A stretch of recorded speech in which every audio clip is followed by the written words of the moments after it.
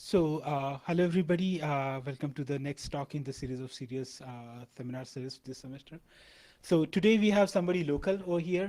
We have Ashish Ota from Electrical and Computer Engineering Department, who he's doing his PhD over there with Shreyas Sundaram. And Ashish is generally interested in game theory, decision theory, and slightly different topics, maybe in terms of network security. But somehow he combines two of these slightly, looking two topics which look quite different, but somehow he combines them in his security research. And today he's going to talk about that. So your talk on behavioral and computational aspect of network security, Ashish. Uh, Thank you so much, Professor Kate, and thanks for letting me speak in this seminar series. So most of this work is done jointly with my advisor, Professor Shreyas Sundaram, as well as Professor Saurabh Bagchi and Abe Clements. So, in large-scale network systems, there are such as the electric grid, there are a large number of assets, control systems, sensors, communication networks, and the security of these systems depends on the decisions made by multiple stakeholders.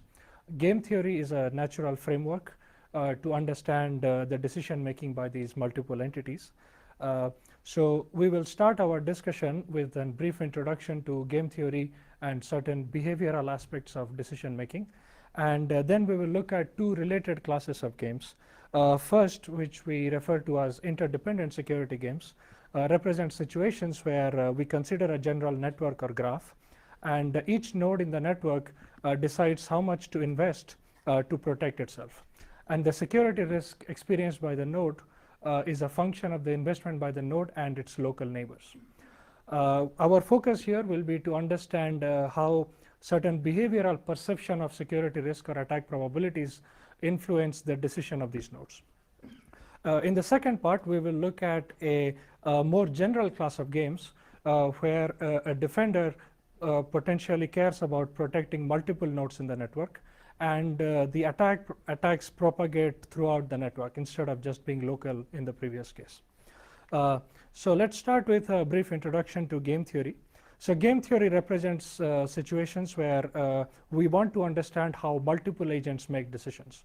So let's consider a general setting with n agents. These are also referred to as players in the game theory literature, and each player chooses a strategy to maximize its utility. Okay. So let's say that we represent the strategy of a player I as little xi, and let it be drawn from a set big xi, and the utility of player I is given by a function ui, which depends on its strategy xi as well as the strategies of other entities. Okay. So for example, let's say that I have a computer. I am trying to decide whether or not to purchase an antivirus, and let's say that I communicate with your computer, and you have certain access to certain files in my system. So if I protect, or if I buy an antivirus and you don't, then a virus can infect your system and in turn infect my system. So my utility defined in terms of whether or not I get infected by a virus depends not only on whether I purchase antivirus, but also whether you are purchasing antivirus. So that introduces a game. That is, my utility is a function of my action as well as your actions. Okay. So how do we reason about these type of multi-agent settings? So the idea is that this leads to the notion of Nash equilibrium. So Nash equilibrium is a strategy profile. Let's say that player 1 chooses x1 star, player 2 chooses x2 star, and so on. And this profile constitutes a Nash equilibrium if for a given player I, and for any other strategy yi within its set of feasible strategies, the utility of the player evaluated at yi is less than or equal to the utility of the player if it has chosen xi star, given that all other entities choose their Nash equilibrium strategies, right? So in other words, if every other player decides to act according to their Nash equilibrium, then a given player I cannot improve its utility by choosing any other action other than its Nash equilibrium action. So that's why if every player is at the Nash equilibrium, no player has any incentive to unilaterally pick a different strategy. So that's why it's referred to as an equilibrium. Okay. So clearly, a strategy profile, whether or not it ends up being a Nash equilibrium, depends very critically on how these utilities are defined, right? So this leads us to this to the realm of decision theory, which tells us how how to define utilities, and in particular how the utilities are defined in the presence of risk. That is, when the outcomes are not certain. And this often ends up being the case in cybersecurity domain. So I can choose whether or not to buy antivirus or invest to secure my system, but it's not certain whether I will be getting attacked or not. So that is subject to probabilities. Okay. So what classical models in decision theory say that let's say I am facing an uncertain situation where there can be different outcomes, each occurring with different probabilities. Okay. So let's say that outcome G1 happens with probability P1, G2 with probability P2, and so on. And so this theory of expected utility theory says that there exists a utility function V, and I should assign the utility to this uncertain outcome in the following way, that I should evaluate the utility as in terms of the function V of each different possible outcome and multiply with the corresponding probability of that outcome. And I define my utility according to this function. Okay. And if I am facing multiple uncertain outcomes and I want to pick one of them, I should evaluate the expected utility of each uncertain outcome and pick the one which has the highest expected utility. Okay. However, the human decision makers often do not exactly follow the predictions of expected utility theory, and in fact the way human beings perceive the utilities and probabilities can be very different from their true values. So we will focus on the misperception of probabilities in this talk, and in fact this is extremely relevant in the security domain because we are always facing risk. The risk of whether I am going to get infected by a virus is often defined in terms of probabilities, right? So it's important to understand how we perceive these probabilities, and we will capture these perception of probabilities drawn from a very well-known theory of behavioral decision making, which is known as prospect theory, and it was proposed by Kahneman and Tversky in 1979, and in fact Daniel Kahneman won the Nobel Prize in economics for his contributions to behavioral economics. So just to illustrate how we don't perceive the probabilities as their true values, let's consider a very simple example. Let's say that I ask you to choose between one of these two options. In option 1, you can win $3,000 with probability 0.25. In option 2, you can win $4,000 with probability 0.2. If this is asked, this example is drawn from the original prospect theory paper, and where they conduct experiments on human subjects in many different lab conditions. And what they find is that in the majority of the cases, participants prefer option 2, right? And in this case, the option 2 also turns out to have the highest expected value. The option 2 has $800 and option 1 has $750. Okay. Now, if I change the example a little bit, now in option 1 you can win $3,000 with probability 1, so there's no uncertainty associated there. And in option 2 you can win $4,000 with probability 0.8. And if I ask this question in lab, in a majority of the cases it has been found that people choose option 1, right? They don't want any risk while involving their reward. And if you notice, the probabilities in the second case are 4 times the corresponding probabilities in the first case.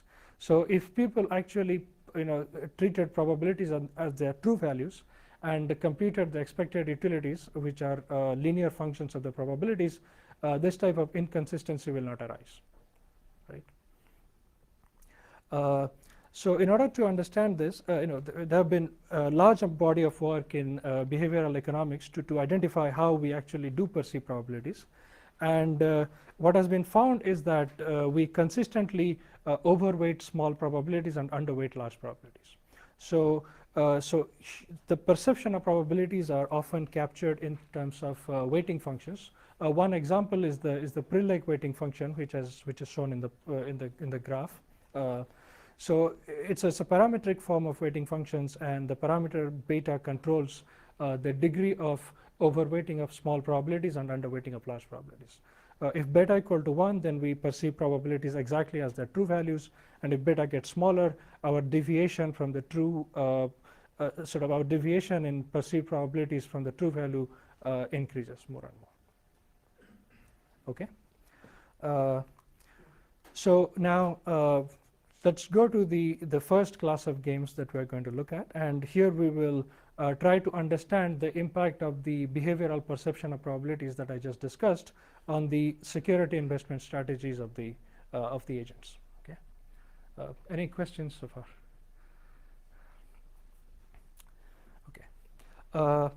So the class of games we will look at are referred to as interdependent security games. So it's a very general class of mathematical formulation.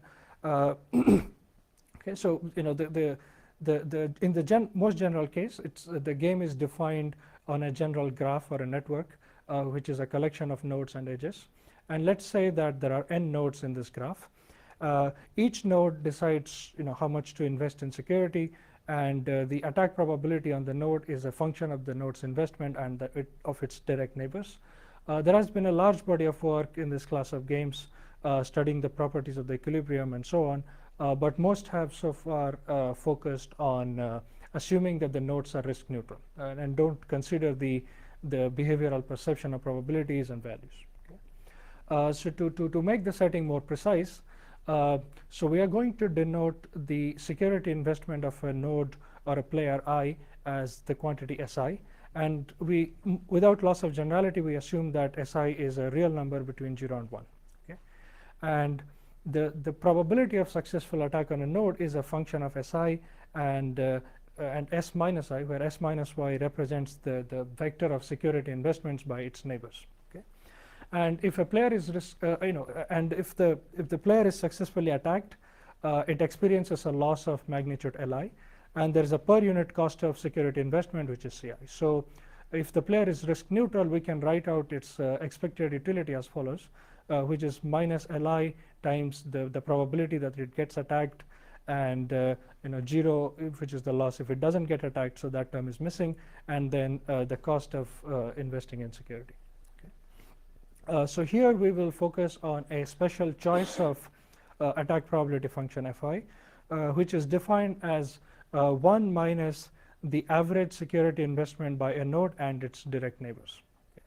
So in this example graph, the attack probability experienced by node 5 is 1 minus S5, which is its own investment, and then plus S3 plus S4, which are the investments of its direct neighbors, divided by 3, which is to take the average. Okay. So before going into understanding how behavioral perception of these probabilities influence investment decisions, let's look at the case where the players are risk neutral and understand their optimal investments. So in this particular game, so we can write out the expected utility for a risk neutral player as we defined before, and then if we take the derivative of this utility as with respect to the investment of a player, then note that this marginal utility doesn't depend on the strategies of the neighbors. In fact, it's only a function of the degree of the node and the loss parameters. Okay. So therefore, the optimal strategy of a node is going to be to invest 1, that is to completely protect itself if di ci over li is less than 1, or to not invest anything if di ci over li is strictly bigger than 1. Okay. That is the outside of the special case of di ci over li equal to 1, the node either completely protects itself or doesn't invest anything. Okay. So we are going to focus on the question of what happens if the node doesn't perceive the probabilities as the true probabilities and exhibit the behavioral characteristics we discussed before. So in particular, we will try to understand, does there exist a pure Nash equilibrium in this class of games? How does the investments and the equilibrium security risks depend on the properties of the weighting function, and how do these quantities depend on the structure of the network? Right. So as we discussed before, we are going to focus on the class of weighting functions that was proposed by Perlek, and it has certain sort of nice analytically tractable properties which helps us establish these results. Okay. So let's consider the utility of a player which has this nonlinear perception of probability. So as before, we can write that Li is the loss experienced by the player if it's successfully attacked.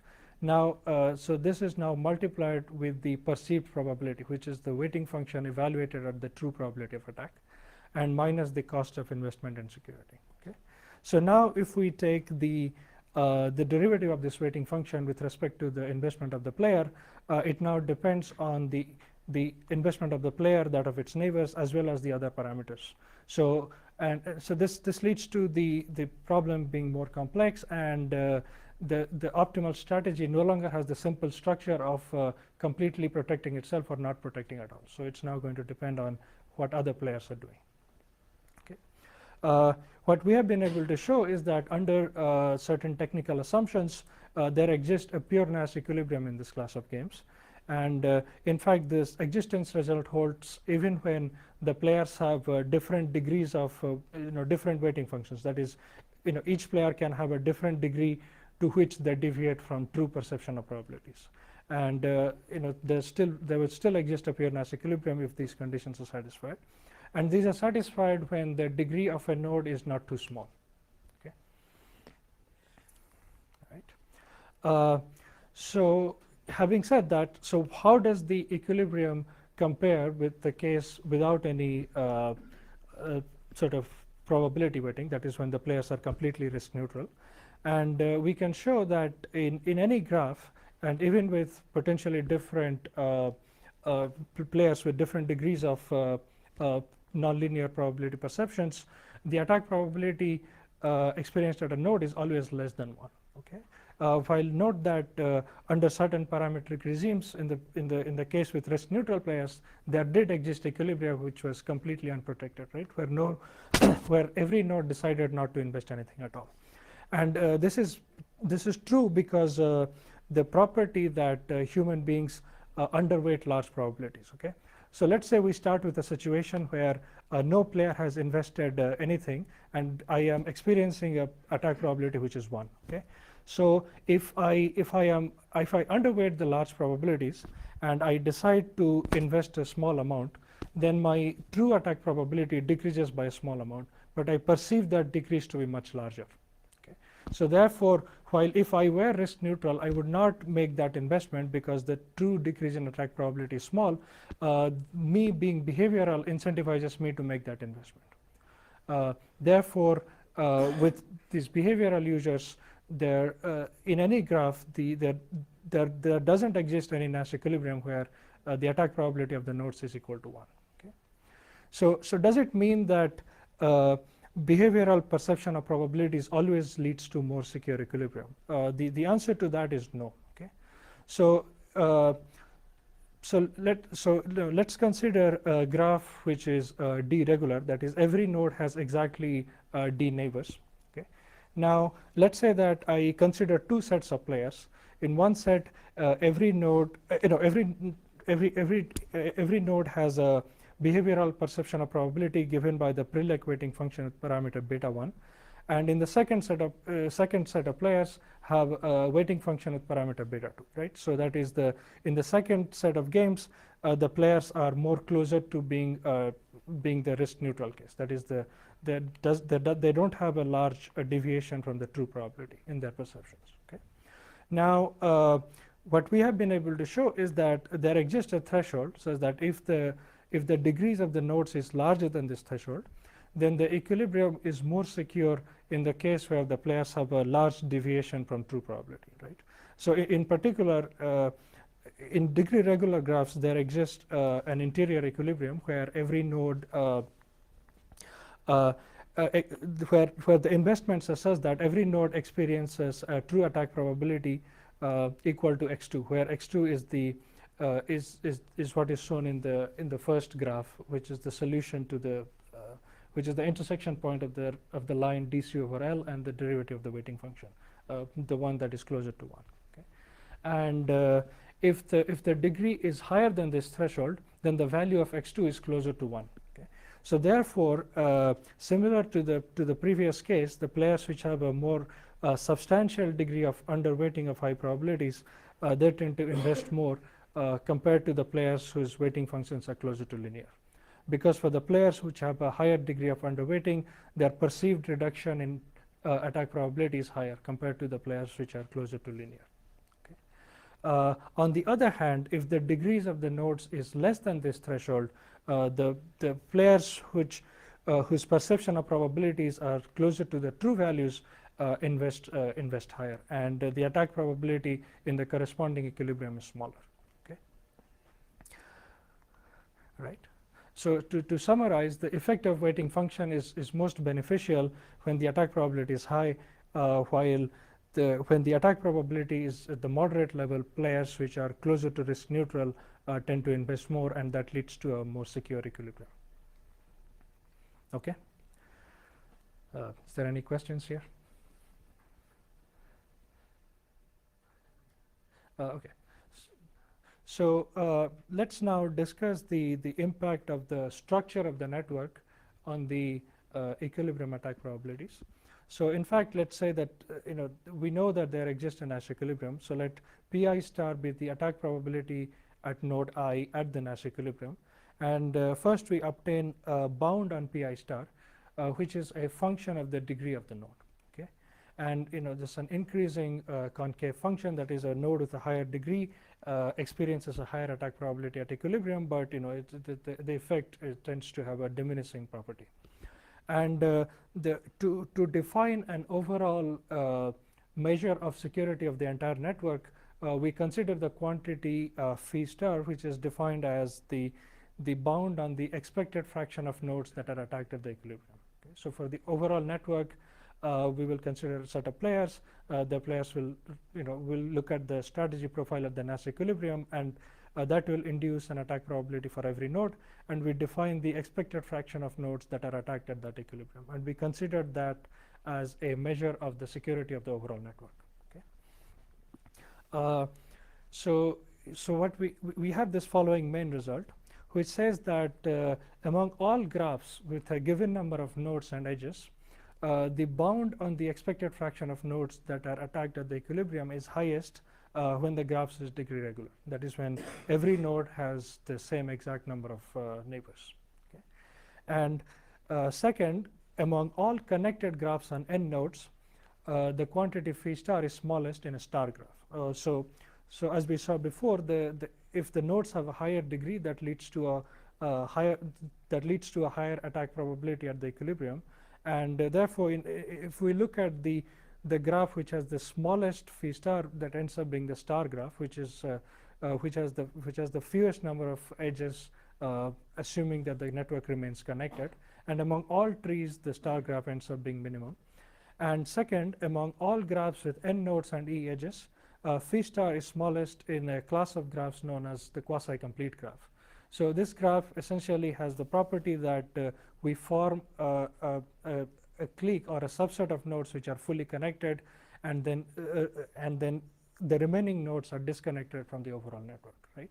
So essentially what it does is that distributes the edges among as few nodes as possible and leaves the other nodes disconnected from the graph.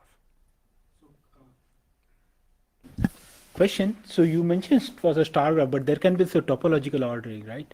Where just 1 to 2, 2 to 3 connection like that. That is for the equal number of edges, right?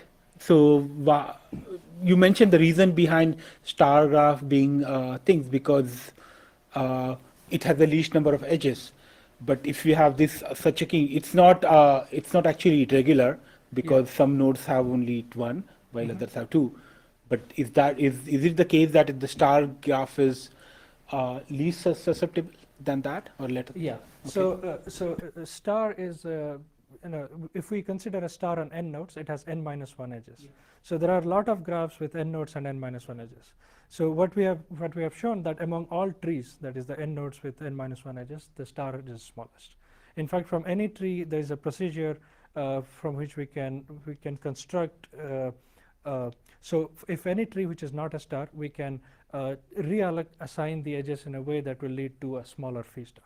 And only from the star graph, there is no such reallocation possible. Yeah. So from a physical topology, this makes sense.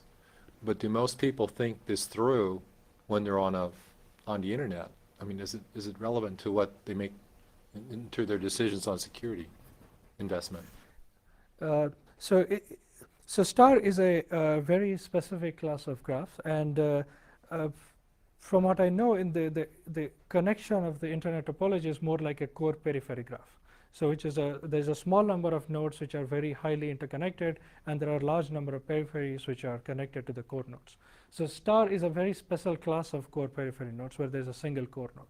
And in fact, more generally, if we impose other restrictions on the structure of the network, we can show that the graphs which have achieved a smaller phi star belong to a more general class of graphs known as threshold graphs. And core periphery graphs are examples of threshold graphs. So here I have only imposed very minimal assumptions that all connected graph on n nodes or all graphs on n nodes are E edges, but you can impose more conditions, that minimum connectivity and others. And what ends up happening is that for other classes of graphs, the phi star will be smallest for threshold graphs due to their specific properties. Yeah. Okay. So to summarize the discussion in this section, we showed that if we incorporate the behavioral perception of probabilities, it gives rise to a more richer class of Nash equilibrium compared to the case with only risk neutral players. And the benefits of these weighting functions in terms of incentivizing agents to invest more or leading to smaller attack probability is highest when the attack probability is quite high or the network is sufficiently dense. And optimal networks tend to be graphs which assign edges to few nodes as possible and leave a lot of other nodes potentially disconnected. Okay. So let's go to the second part of this talk, and this setting is motivated by large-scale network systems. For example, the power grid, which have a large number of stakeholders. For example, the generators have their own industrial control systems, SCADA networks. The distribution companies have advanced meters that they have deployed, and there are sensors and actuators in the transmission system. And these entities are being managed by different stakeholders, but they still communicate among each other, exchange information, and so on. Okay. So these interdependencies between the assets that belong to different stakeholders are often exploited by attackers to propagate their attack. Okay? And so our goal here is to propose a systematic framework to compute optimal and decentralized sort of defense resource allocation in these large graphs. Okay? So we define this notion of interdependency graph to capture the interdependencies between different assets. So every node in this graph can correspond to any cyber or physical asset, and the presence of an edge between two nodes means that a node is dependent on the node that or its parent. So there are potentially multiple defenders in this that are responsible for the security of these assets. So in this example, the defender 1 cares about protecting the blue assets, defender 2 cares about protecting the green assets, and so on. And there can be certain nodes which are attackers, and we assume that there is a single attacker which can represent, which can be coming from outside of the network, and the attacker tries to come in. It doesn't have access to all the nodes directly, so it compromises the nodes that it has access to. For example, firewalls or other perimeter defense components. And then once it has successfully compromised a node, it can look at the other nodes that depend on this node to launch their attacks, right? So if there is an edge between nodes UI and UJ, and UI is compromised, then the attacker can launch an attack on UJ because through this link UI UJ. Okay. And we assume that there is a probability of the attack launched from UI on UJ to be successful, and this probability is denoted by Pij0, right? So this attack succeeds with probability Pij0. And if a node is compromised, if that node is valuable, then the defender experiences a loss of magnitude Li. Okay. Are there any questions here? Okay. So we will sort of consider a general class of defense strategies. So the goal of the defender is to allocate defense resources to reduce the attack probabilities on these edges. Okay. So we denote by xijk the defense resource allocated on edge uiuj by defender k. And multiple defenders can potentially assign resources on the same edge. If there is an edge which is valuable to multiple defenders, they can collaborate and defend it directly. And the probability of the attack being successful on an edge under this defense allocation is the probability of attack without any defense multiplied by the function exponential function the exp of minus of the sum of the defense allocation by all the defenders on that edge. Okay. So what this means is that so for any finite defense resource allocation on a given edge, the attack probability never completely becomes 0. Okay. So it starts decreasing as the total defense allocation increases, but it still remains non-zero for any finite investment. And we can also impose other restrictions, for example, that the total defense resource available to a defender is subject to a budget constraint. So more generally, we can also define that restrict which edges can be defended by which defender, and we can also look at the case where the defense resource that is being allocated to multiple edges can be correlated. But let's focus on the special case where the defense resource allocated on every edge is independent. Okay. Now, how do we define the probability of attack on an asset? Okay, so let's say that we consider the node as an asset. There are multiple paths from the attacker to this node, and for a given path, the probability of attack on this node is the product of probabilities of attacks being successful of each of the edges that are in that path. Okay. We define the cost function for a defender as follows.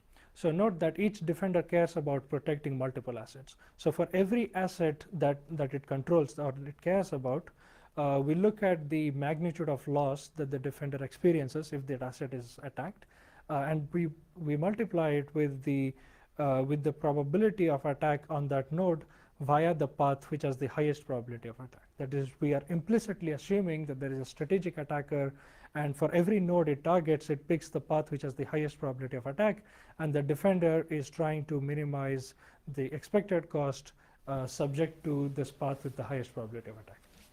Maybe I missed it, but if the attacker knows where all defenders are sitting? Sorry, does the attacker know? Does the attacker know where all the defenders are sitting on the network? Because you mentioned he's a strategic attacker. Yeah. So what we so in what we are trying to capture here is the following. Okay. So so typically there is not a single attacker. There are different attackers. There are a large number of attackers who are trying to attack different components of value, and the defender has a certain number of nodes that it cares about. So, but it doesn't know which one is being attacked by which attacker, but it still has to assign the defense resources to protect each of these assets. So for every asset, it has to define the risk of that asset, and what we have assumed is that it defines that risk in a worst case manner, that it thinks that, okay, so let's say that this asset is being attacked by a strategic attacker, and what will a strategic attacker do? Let's say that it has all the information to assume the worst case, and then if it has all the information, it's going to pick the path which has the highest probability of successful attack. So that is what motivated us to pick this specific form of expected cost for the defender. Okay, thanks. So when you say a strategic attacker, does that imply that he's already mapped the battle space in a sense and figured out the weak points of the different networks and devices? Yes. So usually it is hard for a defender to know how much information the attacker has. But if the defender is trying to defend against worst case attack, it's a good assumption to make that the attacker has already mapped out the network. So in order to defend against these worst case attacks, we have defined the cost function of a defender in this manner. Okay. So the questions we will consider here is that, again, as before, does there exist a pure Nash equilibrium in the game between multiple defenders? How does a defender compute the optimal defense strategy, even assuming it knows the defense strategies of others? And how does the total expected cost of all the defenders at the Nash equilibrium compared to the case when there is a central authority which is defending all the assets in the network on behalf of every defender? Okay. So what we do is that to help with the analysis, we define the notion of length of an edge, which is the negative of the log of the probability of attack on that edge. And under a given defense allocation, what it ends up being is that the length of an edge is equal to the sum of the length without any attack probability and the sum of defense allocation of all the players. So this helps us sort of uncover some important properties of the cost functions. In particular, the cost function defined before is now convex in the strategies of the corresponding defender if I hold the defense allocations of other defenders fixed. Okay. And as a result, this game among multiple defenders has a pure Nash equilibrium because this class of games belong to a well-known class of games known as concave games, which have already been shown to have pure Nash equilibrium. So now, an equilibrium exists, but from the perspective of the defender, it's important to find the optimal defense allocation given the set of allocation of other defenders. And we have shown that finding this optimal defense allocation, also known as the best response of a defender, can be computed by solving a convex optimization problem. And similarly, a central authority, which is assigning defense resources to all the edges on behalf of every defender, can find the optimal defense allocation by solving a convex optimization problem. So but this, what it means is that convex problems in continuous optimization tend to be ones which are sort of more efficient to solve, and there are well-known solvers available that you can use to solve it. And even for large networks, it's easier to find the globally optimal solution. So this result is really helpful from a computational perspective. Okay. So in the previous case, we showed that for a given defense allocation by other defenders, a single defender can find its defense allocation by solving the convex problem, but that still doesn't give us the Nash equilibrium. So in order to find the Nash equilibrium, what we do is that we start with any random defense allocation by the defenders, then we pick a defender, find its optimal defense strategy, go to the next defender, find its optimal defense strategy given the new defense allocation of the previous player, and this process converges in the class of games we looked at. We don't have a result of convergence to the Nash equilibrium in the most general case, but what we have shown is that the case where each player only controls or only cares about one node, there is a direct way to find the Nash equilibrium. Okay. So before concluding it, I will show a very simple example. So we consider a SCADA network. So this is motivated by the design documents from NIST, which shows how the topology of industrial control systems. And so in the example here, there are two control subsystems, and there are certain interdependencies between them. So in particular, the remote terminal units, or RTUs, are from the same vendor in both different systems. So if an attacker compromises one RTU or compromises the vendor, then it understands the system better and can use that to launch attack on other RTUs directly. So in the numerical study, our focus is to compare three quantities. The first is the social optimum, which is the total expected cost under a centralized optimal defense allocation. The second is a case where we restrict each player to only defend their portion of the network. Okay, so a defender can only defend the edges that belongs to its nodes. And in the third case, which is the joint defense, any defender can defend anywhere in the network. Okay, I can go in And if I think that you are not doing a good job with your defense, or you don't have enough budget, I can go in and defend portions of the network, and that might help me because our components are interdependent on each other. So the plot here shows how these three quantities compare with each other. So the x-axis shows the budget of player 1. We assume that the total budget is fixed at 20 for the left graph, and if the budget of player 1 is say 5, the budget of player 2 is 50. Okay? So because the total budget is 20, the social optimum, where the central authority assigns defense for everybody, is the same, because the central authority gets the defense budget from each player and then assigns accordingly. And what we show is that as the budget of player 1 and player 2 grows very different from each other, the case with the joint defense, that is when a player can defend anywhere in the network, leads to a smaller social cost compared to the case where the players only defend portions of their network. Okay. So the take-home point is that when the budgets are asymmetric, it might make sense for a player to assign some of its defense resources to the different player because of the interdependencies. To summarize, we presented a general framework to model security investments by multiple defenders. We showed that the optimal and best response allocation can be computed efficiently under certain conditions for certain classes of defense strategies. And currently we are sort of conducting case studies on much larger size of network, for example, the IEEE 300 bus power grid network, and some other specific cybersecurity situations that arise in distributed energy resources. We also are interested in looking at how the degree of interdependencies affect the security of the system. So we're looking at certain classes of random graphs on that, and also some other dynamic or moving target defense techniques. To conclude, we looked at two applications of game theory in network security. So first, where we looked at the influence of behavioral perception of probabilities on security investment decisions.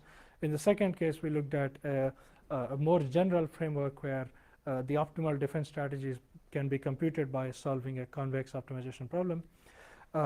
So in the area of security and game theory is quite large. There have been multiple books on this subject. So the two books listed here are very sort of helpful to give a lot of background and into this area. There are also area-specific conferences, for example, Decision on Game Theory for Security, workshop on economics of information security, and security and human behavior. So if you are interested, you can find more information in these venues. So thank you.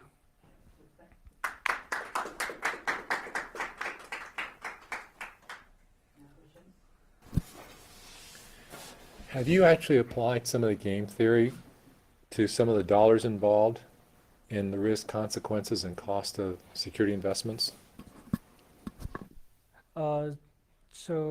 Applied in the context of a more sort of managerial decision making? Well, let's pick, for example, on the electric utilities. When you look at some of the options for investing in security and the consequence of something going wrong, have you actually run numbers regarding the dollar amounts on it at all? No. So most of our work is more analytical. So we're trying to prove results and so on. But yeah. So you said that